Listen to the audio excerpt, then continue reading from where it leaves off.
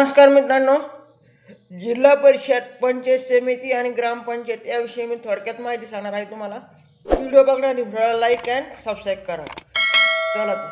प्रशासकीय प्रमुख, मुख्य कार्य अधिकारी, कार्यकारी प्रमुख, जिल्हा परिषद अध्यक्ष, त्यानंतर जिल्हा परिषद कार्यकाळ 5 वर्ष, अध्यक्ष काळ 2.5 वर्षाचा, उपाध्यक्षाचा काळ 2.5 वर्षाचा, सदस्य काळ 5 वर्ष, त्यानंतर अध्यक्ष राजीनामा विभागीय आयुक्त, त्यानंतर उपाध्यक्ष राजीनामा जिल्हा परिषद अध्यक्ष, त्यानंतर सदस्य राजीनामा जिल्हा परिषद अध्यक्ष, त्यानंतर जिल्हा परिषद सचिव व उपमुख्य कार्यकारी अधिकारी हे होते जिल्हा परिषद संबंधी. आता पंचायत समिती, प्रशासकीय प्रमुख, गट विकास अधिकारी, कार्यकारी प्रमुख, पंचायत समिती सभापती, त्यांना पंचायत समिती कार्यकाळ 5 वर्ष, त्यानंतर सभापती कार्यकाळ 2.5 वर्ष, त्यानंतर उपसभापती कार्यकाळ 2.5 वर्ष, त्यानंतर सदस्य काळ 5 वर्ष, त्यानंतर सभापती राजीनामा जिल्हा परिषद अध्यक्षांना, उपसभापती राजीनामा पंचायत समिती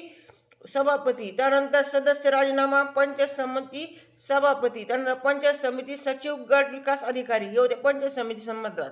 तर आता ग्रामपंचायत, प्रशासकीय प्रमुख ग्रामसेवक, कार्यकारी प्रमुख सरपंच, ग्रामपंचायत कार्यकाळ 5 वर्ष, सरपंच कार्यकाळ 5 वर्ष, उपसरपंच कार्यकाळ 5 वर्ष, ग्रामपंचायत सदस्य कार्यकाळ 5 वर्ष, सरपंच राजीनामा पंचायत समिती सभापती, उपसरपंच राजीनामा सरपंच, त्यानंतर सदस्य राजीनामा सरपंच, नंतर पंचायत सचिव ग्रामसेवक, त्यानंतर ग्रामसभेचे अध्यक्ष सरपंच हे होते ग्रामपंचायत, जिल्हा परिषद आणि पंचायत समिती बद्दल थोडक्यात माहिती. धन्यवाद.